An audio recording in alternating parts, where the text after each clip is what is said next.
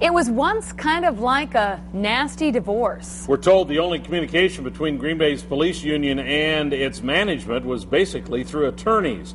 During that time, legal bills skyrocketed for both the union and for taxpayers. Now, 2 years after Fox 11 first exposed the legal battles, we're told the two sides have reconciled. Fox 11's Robert Hornacek has another inside look at a department now united.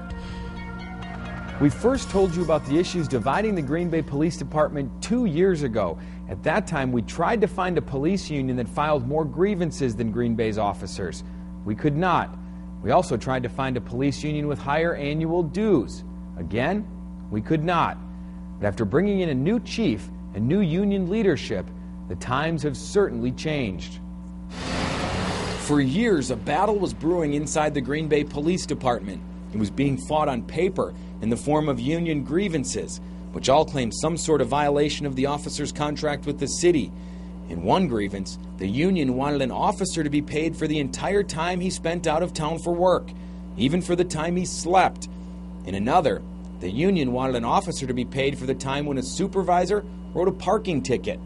In 2007, union leaders and their attorney dug in for the legal battle. We can't give up the rights of the union members simply to satisfy management. So, congratulations, Chief.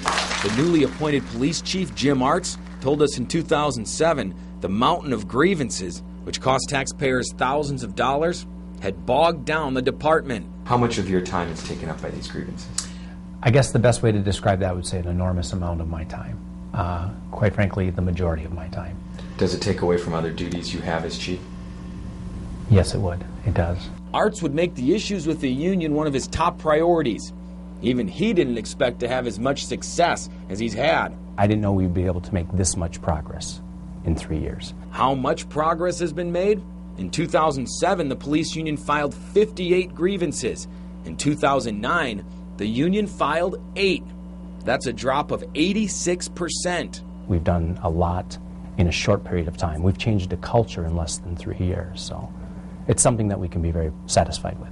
The culture isn't the only thing to change since we first uncovered these legal battles. Union leadership has also changed. Longtime President Bill Resch was replaced in 2008 by Officer Ben Allen. We're just taking more responsibility for what's going on within the union and within the department. When he took over, Allen immediately went to work to reopen the lines of communication with the chief. Getting back to the open communication was the key to success throughout the department. Now, instead of talking through attorneys, the two sides are talking to each other. When we can handle it internally and understand in police language how we can get something done, it works better. Not only does it work better, it also saves a lot of money. The city has paid an outside lawyer nearly $160,000 over the last 2 years just to deal with the backlog of grievances. But in the last few months, Artz says 24 grievances from previous years were resolved without a dime in legal fees. It is a benefit. We're not costing additional taxpayer dollars to continue to try to resolve these things. We're able to do it together and collectively. The officers are also saving money.